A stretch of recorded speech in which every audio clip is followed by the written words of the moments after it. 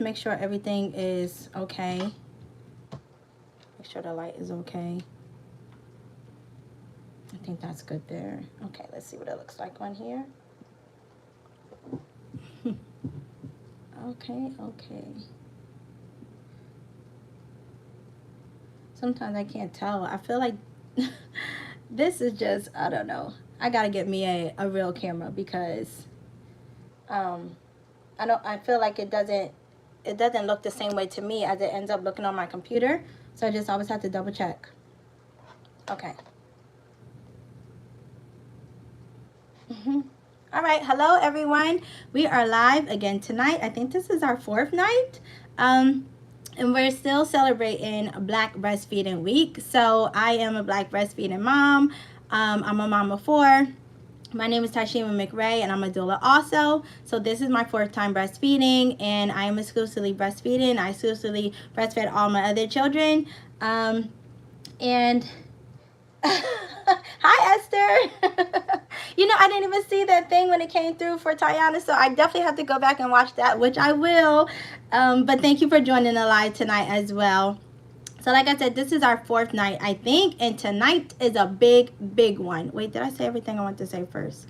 Yeah, so this is Black Breastfeeding Week, so I wanted to go live every night this week because, and talk about breastfeeding. It is a passion of mine. And I just really want to help moms feel supported on their breastfeeding journeys, especially Black moms and other moms of color, because I just feel like the representation is lacking for us. Yay! And I just want to make sure that we are seen and that we're heard, and, you know, we are getting the right and correct information so that we can be successful on our breastfeeding journeys. And I especially like to do this channel for, you know, first-time moms and women who plan on having children in the future, because I feel like the more that you know, the more successful you can be when it's your time to breastfeed your children. And so, yeah, that's what this channel is all about. And that's what these lives are all about this week. So tonight we're going to be talking about low supply. So dealing with low supply, how to navigate having a low breast milk supply. And then the differences between pumping and feeding on demand. So they really all go hand in hand and all together. But yeah, I'm just going to try to cram in as much as I can tonight. So this is going to be a little lengthy live tonight. So, but I hope you're prepared, because this is one of, if not, it's probably the biggest issue I hear for moms who are breastfeeding, is that they have a low milk supply or a perceived low milk supply. And I'm going to go into that because I just feel like a lot of times what women think is a low milk supply is just really incorrect information, I think. And if you watched any of my breastfeeding videos before, I've been trying to do some short breastfeeding videos, because I know most people are into like short form media, and I try to tackle each subject at a time. So my last one was it Waking Baby to Feed? Yeah, I think it was Waking Baby to Feed, but just short information that I can get out, so that you don't have to watch, like sit down and watch a full video. If you have a specific question about breastfeeding, you can go to those videos and click on those. So that's what I've been trying to do lately. But this one is definitely really a big one, because some moms are not given the right information, and so they have a low milk supply, or, you know, they kind of dwindle down into a low milk supply, and then they stop breastfeeding altogether. And then some think that they have a low milk supply, and they really don't, but they're not supported, you know, properly. So there are a couple of reasons why. I just want to say, okay, I just want to say that feeding on demand is the best way to establish and maintain a healthy and plentiful breast milk supply. It's the best way to do it, because breastfeeding is supply and demand. I would say like 99.9% of breastfeeding is supply and demand. So however much you are telling your body to make, that's how much your body will make. And a lot of times it just boils down to how often are you putting your baby to breast. Now, there are very rare cases where a woman actually, because of biology, where she actually is not able to produce enough milk. But those are very rare cases. And one that comes to mind off the top of my head is a woman who has had breast surgery. So either a breast reduction or like a breast lift, or what's the other one, like getting like breast implants. In those cases, women who have had that maybe before they had their children, or maybe they had it and then had children afterwards, in those cases they may actually suffer from a low milk supply, just because a lot of those a lot of those tissues are cut in that process. So they may, they may have cut, breast making tissue during those processes, and they may not actually physically be able to make milk. But for most cases, it's really just not putting baby to breast enough, okay? So just keep that in mind if you are breastfeeding. But I want to talk about probably the biggest thing. So outside of that, and there are a couple of like physical or sicknesses or illnesses where you may not make enough breast milk. So if you're struggling with diabetes, you may not, because certain medications actually suppress the body from making breast milk. And that's why I don't really recommend supplementations when it comes to trying to build and establish a healthy milk supply, because some are counterproductive. Some of them you may think is helping you with boosting your breast milk or whatever, and it can actually be drying you up. So definitely, if you're trying to take supplements or whatever, do your research a whole lot.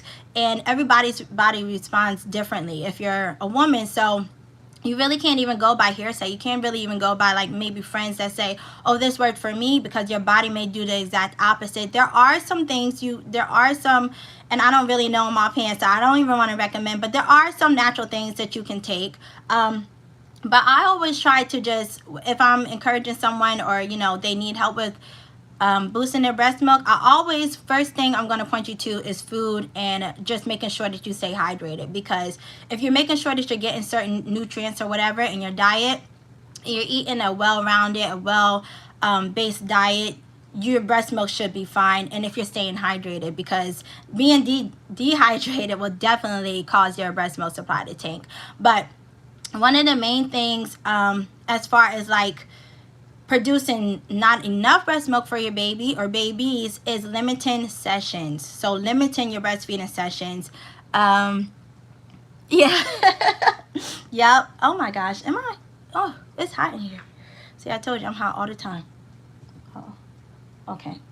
I was checking on the baby. He is asleep, so hopefully he stays asleep this whole time. But yeah, limiting your sessions. So again, what I was talking about, I did a video recently about watch the baby, not the clock. Because if you're trying to set your baby on a schedule of when they should be hungry or when you plan on feeding them, that most times will not work. Again, breastfeeding is supply and demand. So if you're telling your body to only make milk every 3 hours, that may not be enough for your baby, and that may lead you to producing less milk than your baby needs. And another thing is cluster feeding. Like I said in my previous live, or 2 lives ago, that if your baby is cluster feeding, it usually is a good sign. It means, in the beginning they may cluster feed to bring in that milk, and that really does help. It really is beneficial. So whenever they're showing signs to want to eat, whenever they seem like they're hungry, just nurse them, and you will do well with that, because you're telling your body, my baby needs this milk, make this milk for my baby. So limiting sessions, you don't want to do that if you're trying to breastfeed. You don't want to put your baby on a time clock. Whenever your baby seems hungry, put your baby to breast, and you really can't go wrong with that. And then the other big one is a woman who thinks she has a low supply, and then she starts supplementing. Now that is almost a kiss of death to breastfeeding. If you start supplementation, you might as well just wave bye-bye to your breast milk. And it's really one of those situations where, again, you're telling your breast not to make that milk in the instances that you're supplementing. So say, I don't know, say your baby's nursing and your baby may be cluster feeding, but you may think that, oh, I'm not producing enough milk, so now I need to supplement on top of this. So you put your baby to breast, but your baby seems hungry an hour later or an hour and a half later, and you think that's just too soon. So then you give your baby a bottle of formula. So in that case, you're telling your body, hey, don't make breast milk right now. I'm fine. The baby's fine. I'm going to supplement instead. And then it turns to you needing to supplement because your body's not making enough milk, and then you start supplementing more and more and more. Your body makes less and less milk, and then eventually you're completely supplementing, you're completely using formula. And if your goal is to breastfeed, that's not what you want to do. So if you feel that you have a low breast milk supply, then reach out to the appropriate people to help you with that. Lactation consultants, lactation consultants are great. They have a lot of information. They're trained specifically for breastfeeding. So, most hospitals, they will visit you during your postpartum stay and ask away. Ask all the questions that you need to ask. And they usually have a hotline too. Like, I'm looking at my, it's so funny. I'm going to show it actually. This is actually, one of the binders because they send you home with so much paperwork. But one of the binders they sent me home with from my hospital. And right here, you can see on the bottom is the number for lactation. So it's right there. It's on the information, almost on everything that you'll see if you give birth in a hospital. And they have lactation consultants that work with the hospital. So if they're just a call away, if you're having some issues that you really, really think is low supply, they will walk you through it. And ways where you can build up that supply without having to supplement. And if you haven't seen my video on how to tell if your baby's getting enough milk, you can check that out. But real quickly, I can tell you, if your baby's gaining weight, your baby's getting enough milk. If your baby is soiling enough diapers in a day, so like 6 to 8 when they're very, newborns, and it does, they don't soil as many diapers during the daytime once they get a little bit older, but still, as long as they're putting out, a sufficient amount of pee and poop, they're getting enough. If they seem happy after you breastfeed, if they seem content, and it's, like I said, that's a little bit different than them cluster feeding because, yes, we certainly are, Esther. We love all the support on both channels and on our Instagrams and Facebook. So, yes, thank you so much, Esther. If they seem content after a feed, that usually means that they are content and they're happy. What else? If they're gaining weight and in their skin, generally, a healthy baby that's getting enough milk will have, pinkish skin. If it's a brown baby, their skin should look hydrated. It shouldn't be like dry and cracky, outside of maybe skin issues like eczema or something like that. So their overall appearance should look, good and healthy and well. Oh, thank you. And you're welcome so much. We definitely appreciate your support. And so those are some reasons or some ways so that you can gauge if your baby is getting enough milk. And like I said, if you feel like you're having issues, definitely, reach out to people that that can help you, maybe even other breastfeeding moms that have breastfed and that were successful with breastfeeding. You can reach out to them because sometimes different moms have gone through different things and they can offer, tips and stuff like that. So before you want to try all your avenues before you end up giving formula, because I just feel like, it just is. Once you start giving formula, you create this downward spiral to where eventually you do need the formula and your body does not produce enough for your baby. And that's why I say sometimes it's a perceived low supply, because if a mom's baby wants to nurse, every 30 minutes to an hour, that is totally normal. And if no one tells you that that's normal, then you're thinking that your baby maybe it's not getting enough milk. Another thing is, and I talked about this a little bit previously, is how your breasts feel after your baby eats. So if it's been a while, they may feel a little bit heavy.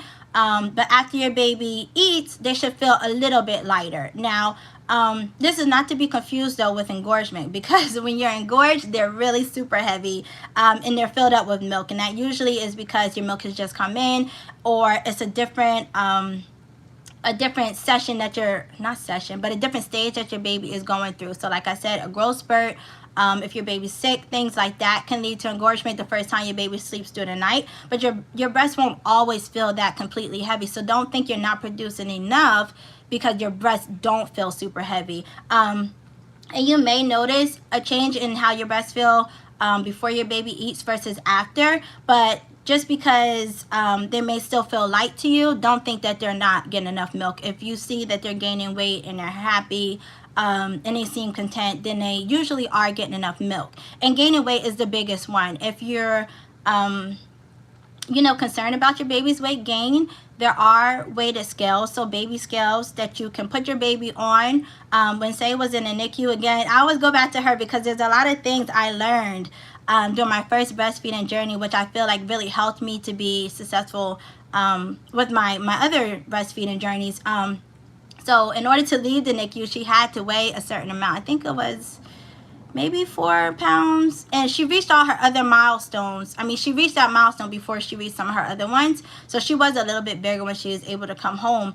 But we did weighted feeds because they wanted to make sure when she started to finally feed by breast that she was actually getting enough milk. So in order to do weighted feeds, you want to your baby doesn't have to be completely naked, but you might want to take their clothes off and leave them in their diaper, and then put them on the scale and take their weight, just write it down.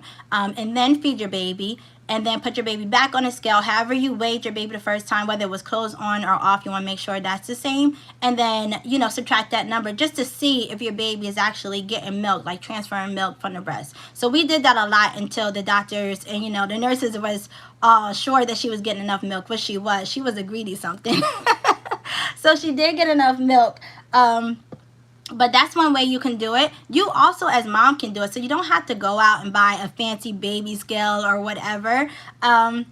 You can weigh yourself. So I've done this. I've actually done it a few times when I brought Asa home, just because, I always want to make sure.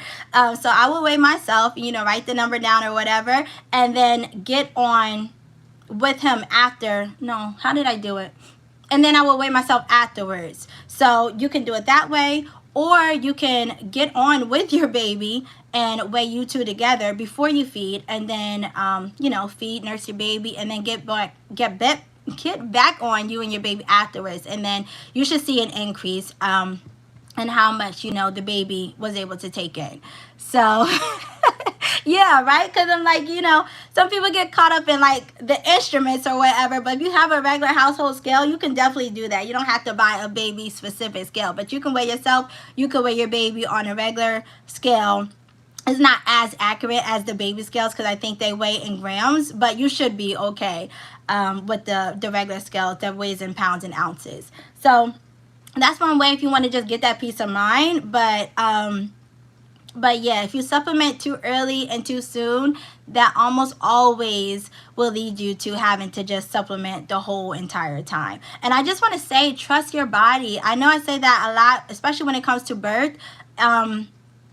And birth and pregnancy and all that stuff. Like if something doesn't feel right, something feels off, definitely go through the avenues that you need to. But trust your body to make the milk that it needs to make for your baby. Outside of those extreme instances, like I said, like a previous surgery on your breast or a really, really sick illness that you may have or certain medications that you may have to take, then most times if you're putting your baby to breast whenever they want to eat, you are making enough milk. Okay? And if they're gaining weight, you're making enough milk. And so another one that could be a killer for breast milk supply is introducing solids too soon. Now, this one right here, I have seen some crazy stuff. But babies do not require solids before 6 months. Some doctors, some pediatricians will give you an okay around like the 4-month mark, so 4 to 6 months. But anytime before that, definitely before 4 months, no food, no solids, no purees, no bread, no rice, no water, no cereal, none of that stuff. Babies do not need that stuff, and that will kill your breast milk supply because, again, in those instances, so okay, babies are born with really, really small tummies and really, really delicate and sensitive tummies. And so introducing foods too early will mess up their digestive system, and also it will fill them up before they get those nutrients requirements that they need from the milk. So you don't want to do that because, again, in that case, you're telling your body not to make milk at those times that you're feeding your baby real food. So you don't want to do that. And there are signs that babies need to meet in order to start eating solids, even purees, even, foods that doesn't seem that dangerous to us, like rice or whatever. And one of the signs is they need to stop what is it called? That one reflex where they're pushing things out their mouth. That needs to go away before they're able to eat solids. And I just want to say, definitely, if you are bottle feeding or if you are formula feeding, nothing needs to go in their bottles. It does not help them gain weight. It does not help them sleep through the night better. It is a choking hazard. So please, I know some people's parents and grandparents swear by this. Please don't add that rice cereal to your baby's bottles. It is a choking hazard. But all babies need in that first, you can be kind of fluid with this, and check your baby, check their signals for signs of readiness to eat. Also, if they're sitting up on their own, if they're sitting up independently, they are good to go as far as eating goes or starting solids. But you don't want to introduce them too soon because you're telling your body not to make milk, and they do need that milk those first 6 months. That is their main form of nutrition. So no solids, please. And what else? Oh, and this one was interesting. So I actually looked this up just to make sure that what I had in my mind coincided with what I wanted to say. But I didn't see this one before. Was not getting enough sleep. Now, if you're a new mom or, a new parent in general, you're going to be sleep deprived. But your sleep is a part of your well-being. So making sure that you get enough sleep helps you to function pretty much in every other aspect of your life. Like, if you've had a night where you had like bad sleep or broken sleep, the next day you're not at your best. You're not, functioning at 100%. You may feel like really cranky or irritable or stressed out. And remember, those things can affect your breast milk supply. So making sure that you're getting enough rest, enough sleep is key. It definitely is key. And I don't know why I didn't think of that before on my own.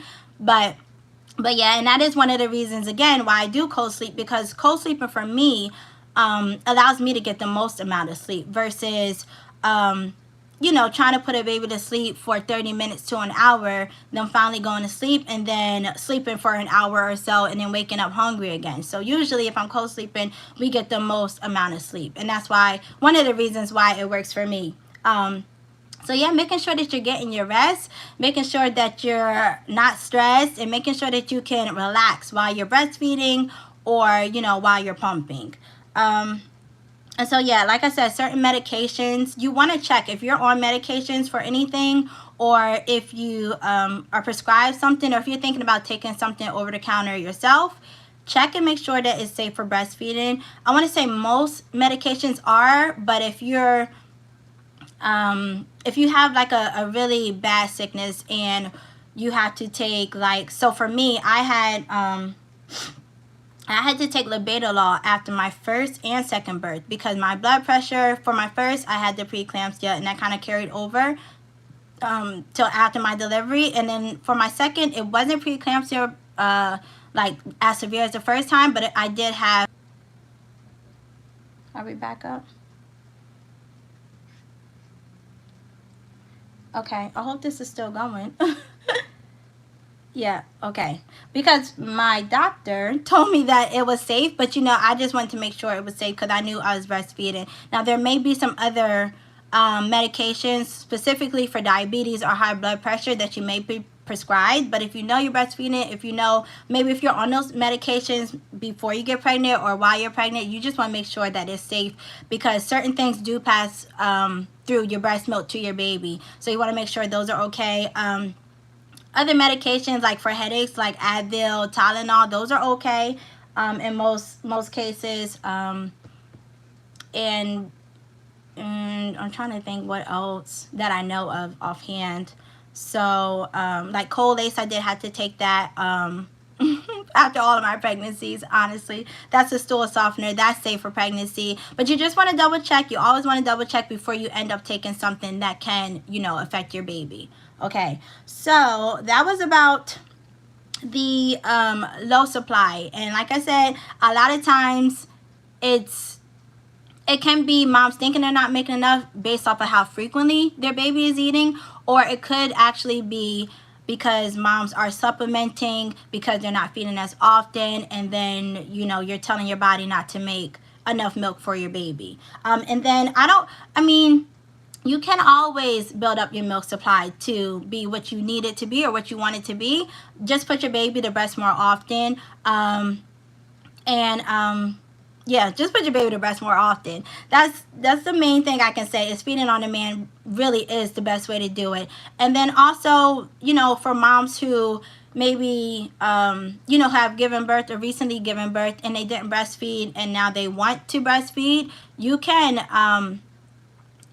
start breastfeeding later on. So I don't want that to discourage you either. There's certain ways to do it, and I do have to do a little bit more research on it because I don't know off the top of my head like how to get started with that. But you can relactate, so that is an option for you also if you down the road say, hey, I do want to breastfeed my baby.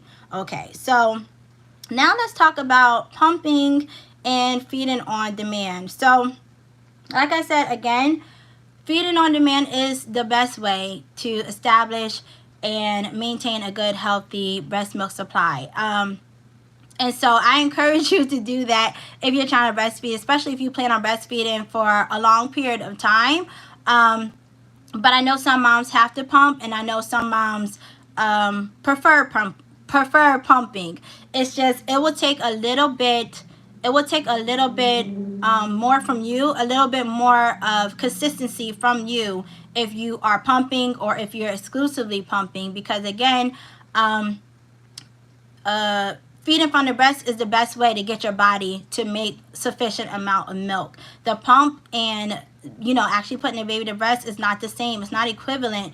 And they have some really good pumps. Like the one I used at the hospital was really cool versus the one they sent me at home. That was just complete trash, But I used it when I was home away from my baby because I needed to. But the one at the hospital, I don't know if you've ever noticed if you breastfed before, when your baby gets on for the first time, or not the first time, but when your baby gets on, you'll notice that they have like short, kind of quick sucks, like it's short and fast, and that brings the milk down. And then once the milk is down, and that fore milk is gone, and they're down to that really good milk that has all those fats and all the antibodies and all that good stuff in it, their sucking pattern changes from like short and fast and quick to like long, deep sucks where they're actually pulling milk down from all the sources of milk ducts in your body. And so that's really cool to see. So the pump that I used at the hospital actually did that. Like I would sit and watch it, and I just thought it was so cool because it mimicked the baby's feeding pattern, but again, it's not the baby. So it was sufficient. But when you put your baby to breast, there's like, the breast is a living, the saliva mixed with the baby. I'm not saying this right. The saliva enters the mom's bloodstream and, sends signals to mom to how much milk to make, what to put in the milk at that time for the baby for that specific feeding, the temperature and everything like that. So it really is a communication between mom's baby and the baby's body. But the pump doesn't do that. That's just, plastic on your breast, so it will extract milk out. But as far as like, helping you maintain the best supply, it can't do that. It's not equivalent to a baby. But I don't want to discourage you if you're one of those moms who is exclusively breastfeeding your baby through pumping for whatever reason, because there are various reasons why a mom may choose that path. But as often as you can, if you're doing both, try to put the baby to breast. And so if you want to, breastfeed for a really long time, and say, if you have to go back to work, okay, let's talk about going back to work. If you have to go back to work, you don't need to start pumping right away. Like, I think moms get this notion that you need to start pumping and breastfeeding right away. You don't have to do that. If you know you're going back to work, or when you know you're going back to work, you can start pumping. I would say maybe a week before, so that gives your body, time to get used to the pump. It gives your baby time to get used to the bottle, and learning that, because it is different. I would say a week before, but it's not something you have to do, right out the gate. If you're trying to breastfeed and you plan on breastfeeding, it's best to just refrain from any artificial nipples until your breast milk supply is established, until you have a good, you know, relationship between you and your baby, and you have it down. Because what happens with artificial nipples is that the baby can prefer that, especially if you have like a fast flowing nipple. So a lot of times, if you plan on doing both, if you plan on breastfeeding and you plan on bottle feeding, try to get the slowest flow nipple as you can. You can get, I think, a 0 or even a preemie nipple where the hole is not that small, so the baby doesn't get accustomed to like just guzzling down milk. And again, that's another reason why feeding from the breast is a little bit more beneficial, because babies can't do that. They can't overeat when you're at the breast. Usually, you know, in the beginning, they're learning and they're helping you bring in that milk, so they'll eat a little bit longer. But like now, Asa, when he's done, he'll just unlatch himself. I've never had to like unlatch my children. When they're full, they're full. With the bottle, it's a little bit different because they may take in more milk than they need at that time and then be too full later. So you don't want them to be, if you're trying to do both, you don't want them to start to prefer the bottle over the breast milk, because with the breast, they do have to work for the milk. They do have to work for it. They have to learn how to breastfeed when they're newborn babies, and it is a little bit harder for them. And that's again one of the reasons why Saya was not able to breastfeed straight from the breast when she was born, because she was so little, and you know, she basically was not fully developed when she was born. She was only 33 weeks. So she had to conserve all of her energy into just surviving that in those, you know, first few weeks. And so she wasn't able to eat from the mouth, and it would have required her to, to expend extra calories and energy trying to breastfeed from the breast. And so that's why, one of the reasons why she had the feeding tube. But when she was a little bit bigger and when she was able to you know, use some extra calories to actually nurse, because it is work for the baby, and with bottles, they don't have to work as hard. The milk is already there, it's already down. All they got to do is suck on the nipple and get it into their mouth. So they may prefer that. So that's one of the reasons why you kind of want to hold off on introducing bottles too soon, and well, any artificial nipples, so pacifiers as well, because again, when your baby is cluster feeding or when they're nursing just for comfort, those are good signals for your body to produce a certain amount of milk. They're good signals for your body, so you just want to make sure that you're putting your baby to breast as often as you can. If you use a pacifier in a place of your baby's need to suckle, sometimes they will ignore their own feeding cues. Now, if a baby's only having a pacifier, you know, infrequently, you'll know when your baby's hungry. They may spit it out, you know, when they're hungry. But in certain cases, sometimes they can suckle on a pacifier and then go right to sleep and then sleep right through a feeding.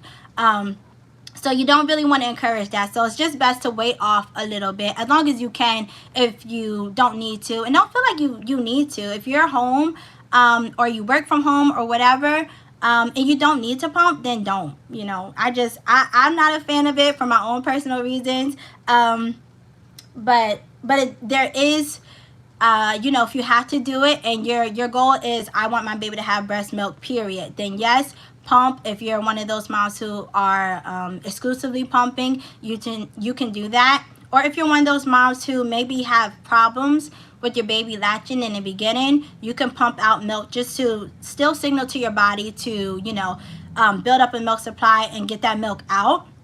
I know one good way to boost milk supply is if you feel like you have a low milk supply and you put your baby to breast, if you pump after that, that will kind of kick your body into overdrive to, yes, we need to make more milk like right now. So if you put your baby to both breasts, and say you really do struggle with the low supply, and then, you know, you've gotten out, or your baby's gotten out all that he or she wanted at that time, and you feel like you need to make more, if you put the pump to your breast afterwards, then that's signaling your body also in that case to make more milk.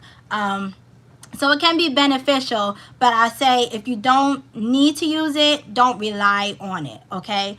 So that's talking about avoiding pacifiers and any artificial nipples. If you need to pump, there is a good way to do it to make sure that you have enough. You just don't want to, you don't want the pump to outweigh putting your baby to breast. Whenever you can, as often as you can, put your baby to breast. Now, if you are at work or returning back to work, you know, it is a law that we can breastfeed or have our pumping sessions. So make sure that, I mean, there are professions where they really do make it really hard for you. But that is your right. You know, I think I'm almost certain that pumping or, you know, pumping breaks are legal in all 50 states. So you make sure you push for that right, and as often as you can. So every 2 to 3 hours you want to be pumping. So yeah, if you're, for example, if you're working an 8-hour shift, you want to be pumping at least 2 times. I know some women are like, they're not playing around. Some women pump in their cars on the way to work. Some will pump home. But as soon as you see that baby again, before you leave the house, breastfeed that baby. Pump every 2-3 hours at your job if you can. And then as soon as you see that baby, once you get back home, breastfeed, because that will help you. And again, a lot of times if you're separated from your baby, the first thing they want to do when they see you again is nurse. They may want to cluster feed, you know, because they just are missing you. And so definitely encourage that, you know, if you're one of those moms who is working and you're pumping breast milk, you know, so that your baby has breast milk when you're not there. And also, you don't have to go crazy with the pumping. If you're a pumping mom, just make sure that you pump enough for how many hours you're going to be away from your baby. And so it's normal for them to eat anywhere between 2 to 4 ounces. You really don't want to go past that. They really don't need more than 4 ounces, because for the most part, they take in about 4 ounces at a time. And that really does depend on your baby's age and your baby's weight. And I would say right now, Asa eats about 4 ounces at a time. So yeah, that's sufficient. And like I said, he's almost 6 months, so I will be introducing solids soon. And so as far as eating though, about every 2 to 3, pumping every 2 to 3 hours for the hours or amount of time that you know you'll be away from your baby. So you don't have to go crazy and build up this whole big stash. I know I see some pictures of moms, just the whole entire freezer is full with milk. And it's like, why? You really don't need all that milk right now. Just enough for when you leave your baby. And then when you're there, when you're physically there with your baby, you're breastfeeding, you know, straight from the breast. Now, if you're not able to breastfeed, or, you know, if your baby has like one of those lip ties or tongue ties or whatever, and you're not getting baby latched right away, then yes, if you're exclusively pumping, then you do need to pump enough milk for, you know, a whole entire day. But outside of that, just enough for when you know you'll be gone. And then just being relaxed, sleeping, eating as nutritiously as possible, and drinking water. So I want to say water. You just want to make sure that you're staying hydrated, because like I said before, your baby's going to pull from you. They're going to get the first and the best of everything. And you don't want to, after you're done breastfeeding your baby, just be all, you know, like shriveled up and unhealthy, and just, you know, hair and nails and all that stuff looking dry and parched, because your baby's done taking all that stuff. So you have to make sure that you're drinking enough water for your breast milk supply, and drinking enough water for you, so that you have that extra at the end of the day, or when you're done your breastfeeding relationship, because the baby's needs will be met. So that's why you just really do want to make sure that you're eating as healthy as possible. I just want to read some of the foods that I have for boosting breast milk. So one of the big ones is oats. Oh my gosh, my body specifically loves oats. When I eat oats, anything oh no, okay, just a little cough. When I eat anything with oats in it, it just goes into overdrive for me. And sometimes I stay away from it, because like I said before, I kind of tend to overproduce. So I don't want anything to encourage that. But sometimes, like during my pregnancy, I hated oats. I don't know what it was, but I hated them. I could not even feed it to my kids, because it was just like I couldn't smell it. It made me throw up every single time. But now I love oats again, and normally I do love oats. So oatmeal is great. Granola bars, I love granola bars. I keep those on hand in my purse, in the baby bag. I keep those everywhere. What else? Those Nutrigrain bars, I think those are oat based. A smoothie, you can put oats in a smoothie. That's a really good natural breast boosting food.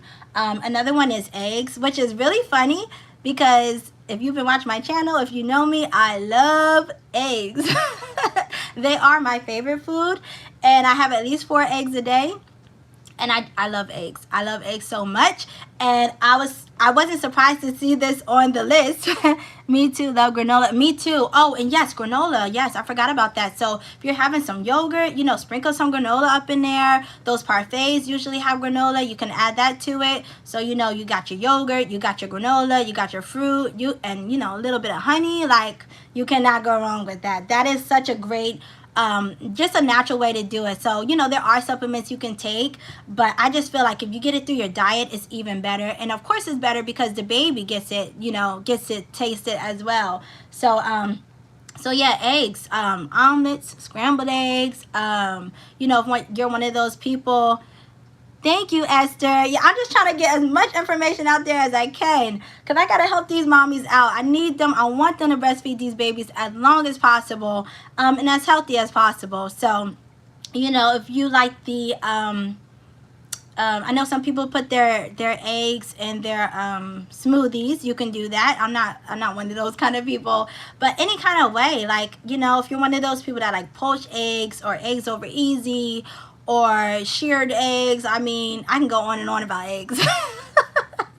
But eggs is one of those good foods, and eggs are it's an almost perfect food. It's got the carbohydrates, it's got the fats, it's got the protein. It really has everything in that one little, you know, circle or oval or whatever.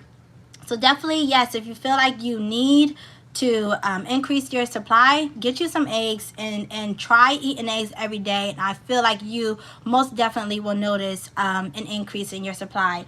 The next one is dark leafy greens. Oh yes, dark leafy greens. So some kale, bok choy, Swiss chard. I like kale a lot. I actually bought a big bag, and I need to cook it because I love that so much. But again, you can eat these as salads. You can have them, you know, sauteed or steamed. Spinach, if you like spinach, that's a really good one. Or you can or you can add these also to smoothies. So any kind of way that you want to eat it, you can, but that definitely is good for your breast milk supply. And it's just good nutritiously to have those dark leafy greens in your diet. So another one is almonds.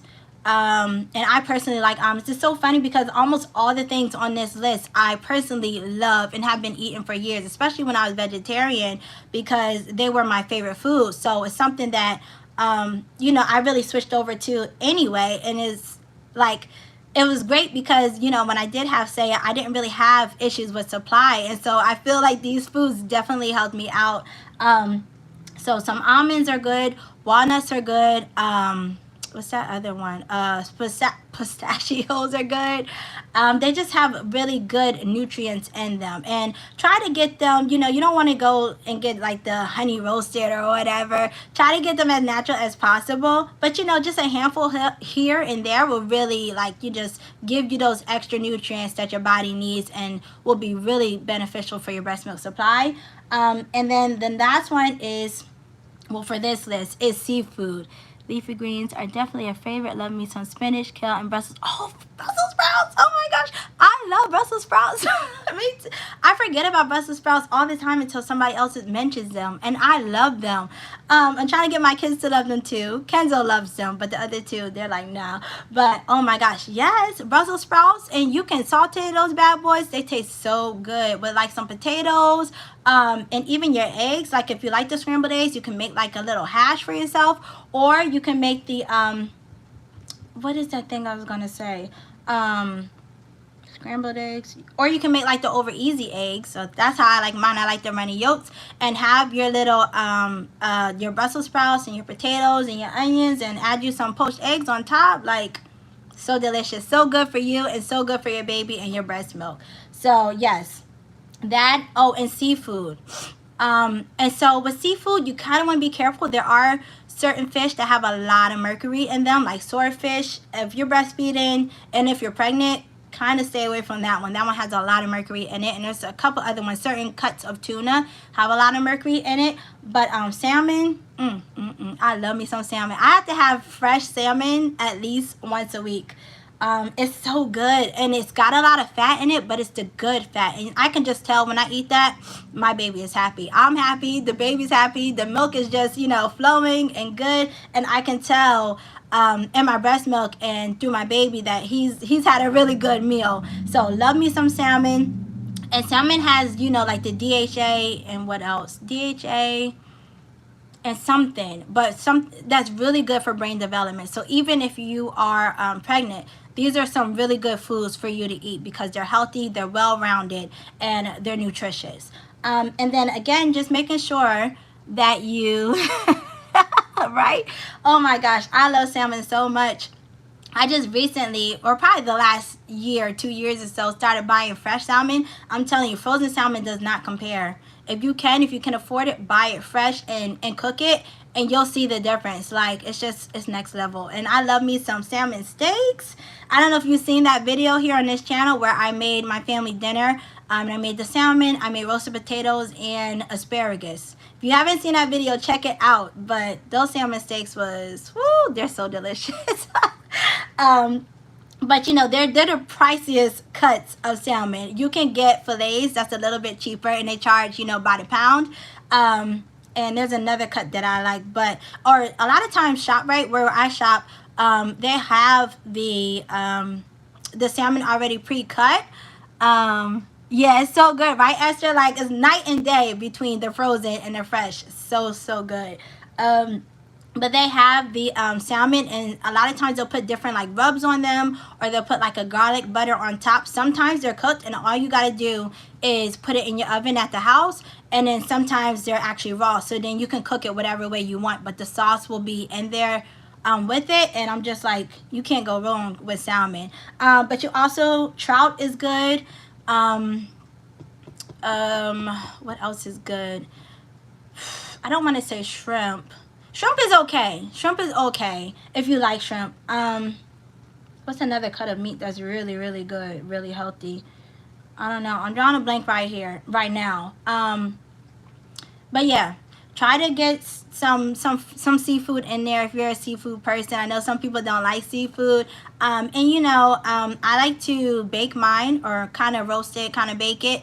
And it's just good and perfect every time. I'm telling you, I just love it. And like I said again, stay hydrated as much as you can. I like to personally drink water. When I was pregnant and water was hard for me to drink, I like the body armors. Really, all those flavors taste good to me. And when you look at the ingredients, one of the top ingredients on the body armor is coconut water. And we know coconut is so hydrating. So, you know, if you, if you're one of those people that just really hate the taste of water, you can try that. The calories are not that bad, and for the most part, it's natural. And you also can add like those. I mean, they're not as natural, but the what are they called? Like those flavors, like Crystal Light flavors. I also relied on that a lot during pregnancy, because I just plain water would just make me throw up. I mean, I don't know. Asa was acting funny in there. But as much as you can stay hydrated, you can do that. I also recommend green tea. Now, green tea is not decaffeinated. It does have some caffeine in there, but I feel like when I drink green tea, I also feel a boost. And green tea is just really good for the antioxidants and everything like that. So green tea. I also really like chai. I love chai.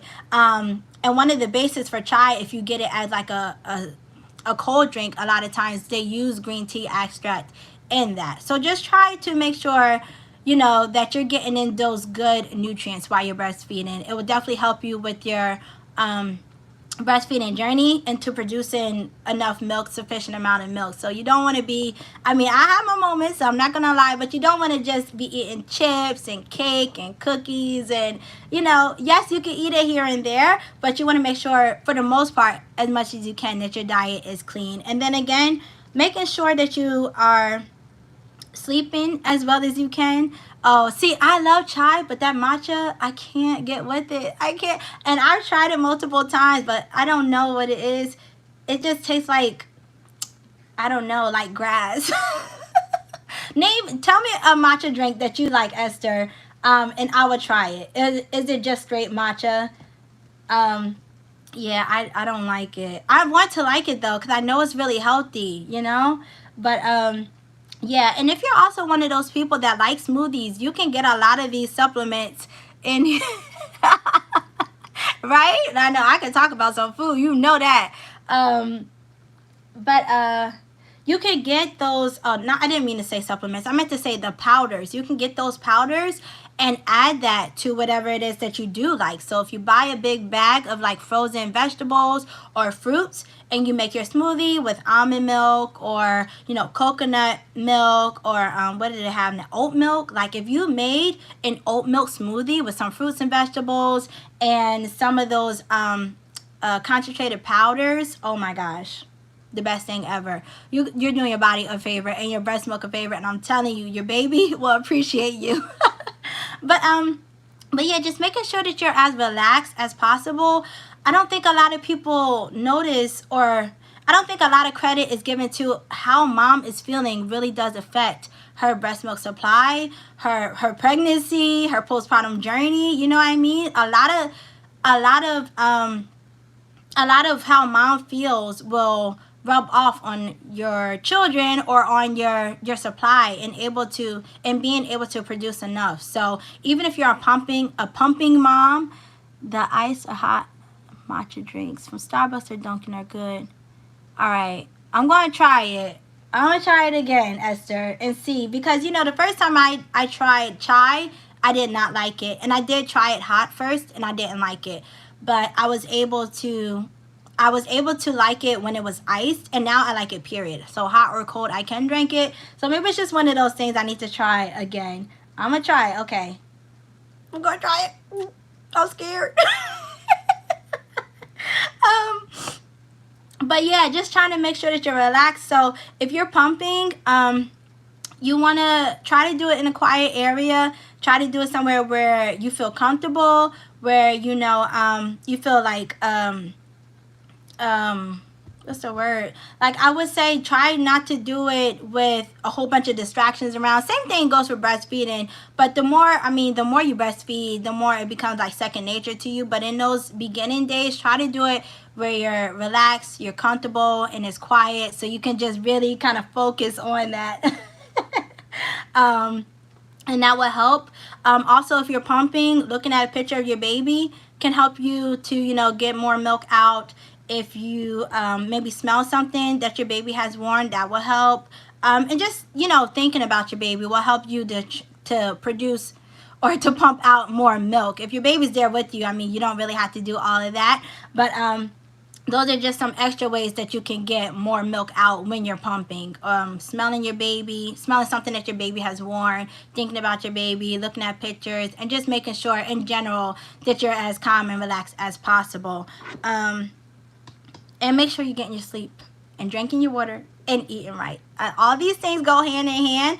And if you're lacking in one area, your body will tell you, like your breast milk will tell you. Too much stress will negatively affect your breast milk supply. So, you know, just do those things that you find enjoyable when you can. Do those things that relax you. You know, if you need to take a break and get away somewhere, like a lot of times for me, I can't get away from all my kids all at once most of the times, but like if I'm out somewhere, I will go get myself a coffee from Dunkin' Donuts or Starbucks if I can afford it that day, because that's my little thing for myself. Like, that makes me happy. And again, you do kind of want to watch your caffeine when you're breastfeeding. You don't want to go over 300 milligrams. So that's equivalent to about 16 ounces of coffee, I think. Yeah, about 16 to 20 ounces of coffee, really depending on the coffee you get and if you're consuming any other caffeine during the day throughout, like soda or whatever. So you do want to kind of keep that in check, but that's like one of the little things I do for myself. You know, if you're breastfeeding, if you're pumping, if you're feeding from the breast, watching a show that you really enjoy. Right now, currently, I am making my way through all the Black sitcoms. And I've been doing that actually for a while. I think probably since I was pregnant. So right now I'm on the Parenthood. Tiana, you better watch it because it's getting better and better. But, watching something you enjoy, making yourself calm and relaxed. Sometimes at night when the kids are all in the bed, I'll go downstairs and I'll put a movie on for myself and, cozy up with a blanket. Like, things like that help me to kind of de-stress after a long day. And reading, I love reading, so literally anything I will read that actually helps me to de-stress. So just finding that time here and there where you can relax and can de-stress to kind of prepare you for life in general stresses. So yeah, I think I covered everything for tonight. About the low supply. Most times it's not really a low supply. Most times it may be just incorrect information, or supplementing too early and too frequently, or not putting your baby to nurse as often as you can. So just as often as you can, put the baby to nurse. And that's really I think all I gotta say is feed on demand as much as you can, and you can't go wrong. So I hope you enjoyed tonight's video. I do have 2 more topics I think I want to talk about. Let me just check and see. Oh yeah, I have 2 more topics for the next 2 days, and they're really good. I don't want to give them away. I kind of gave them away last night, but if you weren't watching, then maybe you don't know. But yeah, I appreciate you all watching and leaving all these fun little comments over here. I love going back to read them. So definitely, if you like this video, give me a thumbs up. If you're subscribed already, thank you. If you're not subscribed, please consider it. I talk about all things breastfeeding on this channel: motherhood, pregnancy, birth, and I share some of my motherhood journey and things as well. Also, what else did I want to say? Don't forget to check out my sister Tiana's channel, because she always shouts me out, so I got to make sure I shout her out. And thank you for watching. And there was one more thing. Oh, if you want to see another topic for these lives, there's 2 nights left, or another topic in general, or something that you may have a question specifically about that I haven't tackled yet, you can leave that in the chat box here now, or you can leave that in the comment box below this video. I do read and respond to all my comments, so I will see it there in any of the comments or community posts. And thank you for watching tonight. I will see you back here tomorrow at 9 p.m. so we can talk some more breastfeeding things and celebrate Black Breastfeeding Week. Also, if you're not following me on Instagram and Facebook, definitely do, because I post some more things on there. And yeah, you can follow me on there. On Facebook, I'm Tyshima McRae, and on Instagram, I'm shades_of_sage_TM.